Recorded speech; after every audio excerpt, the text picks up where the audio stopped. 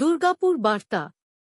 আসানসোল শহর থেকে আরও 2টি নতুন রুটের সরকারি বাস চালাবে এসবিএসটিসি বা দক্ষিণবঙ্গ রাষ্ট্রীয় পরিবহন নিগম। শুক্রবার সকালে আসানসোলের জিটি রোডে বেঙ্গলি গার্লস ডে উচ্চ মাধ্যমিক স্কুলের সামনে এক অনুষ্ঠানে সবুজ পতাকা দেখিয়ে দক্ষিণবঙ্গ রাষ্ট্রীয় পরিবহন নিগমের 2টি নতুন বাসের উদ্বোধন করেন রাজ্য আইন ও শ্রমমন্ত্রী মলয় ঘটক। এই বাসগুলি আসানসোলের কালপাহাড়ি থেকে কল্যাণেশ্বরী ভায়া সালানপুর ও দেন্দুয়া এবং আসানসোল থেকে বাঁকুড়া ভায়া রানীগঞ্জ ও মেজিয়া রুটে যাতায়াত করবে।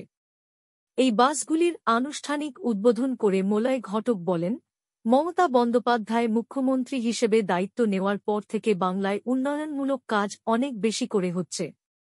সমগ্র বাংলার পাশাপাশি পশ্চিম বর্ধমান জেলার আসানসোল ও দক্ষিণবঙ্গের জেলাগুলিতে সেই উন্নয়ন হয়েছে। এই প্রসঙ্গে আজ এই বাসগুলির উদ্বোধন করা হয়েছে। এদিন যে 2টি রুটের উদ্বোধন করা হল তার মাধ্যমে আসানসোল ও বাঁকুড়ার মানুষ যেমন উপকৃত হবেন, তেমনি কালীপাহাড়ি থেকে কল্যাণেশ্বরী পর্যন্ত বাস পরিষেবা শুরু হওয়ায় এই এলাকার মানুষদের সুবিধা হবে। তিনি আরও বলেন, বাম আমলে সরকারি বাসে চাপা যেত না, বসার সিট ছিল না, দরজা ছিল না। কিন্তু 2011 সালে মমতা বন্দ্যোপাধ্যায় মুখ্যমন্ত্রী হওয়ার সরকারি বাসের হাল ফিরেছে।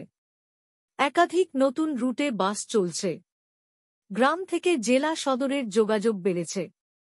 অনেক সহজে এখন গ্রামের মানুষেরা সরকারি বাসে করে শহরে আসতে পারেন। রাজ্য সরকার 2011 সালের পরে বাংলায় বাসের ভাড়া একবারও বাড়েনি। উল্টো দিকে দেখুন, কেন্দ্রের বিজেপি সরকার ট্রেনের ভাড়া বাড়িয়েই চলেছে। এদিকে এসবিএসটিসির চেয়ারম্যান সুভাষ মণ্ডল বলেন, এদিন আসানসোল থেকে 2টি ও বাঁকুড়া থেকে একটি বাসের উদ্বোধন করা হল। এই মুহূর্তে 700 এর মতো রুটে এসবিএসটিসির বাস চলছে। আগামী দিনে তা 1000 করার টার্গেট নেওয়া হয়েছে।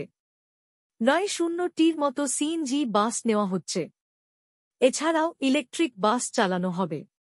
নতুন নতুন রুট খুঁজে বার করা হচ্ছে।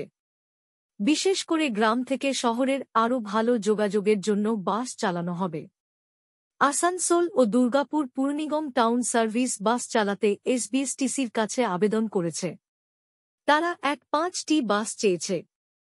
এদিনের অনুষ্ঠানে অন্যদের মধ্যে পশ্চিম বর্ধমানের জেলাশাসক এস পন্নাবলম, আসানসোল পুরনিগমের chairman Amarnath Chattopadhyay, 2 deputy mayor Wasimul Haque এবং অভিজিৎ ঘটক, মেয়র পারিষদ গুরুদাস ওরফে রকেট চট্টোপাধ্যায়, সুব্রত অধিকারী, মহানির্দেশক প্রণব কুমার ঘোষ উপস্থিত ছিলেন।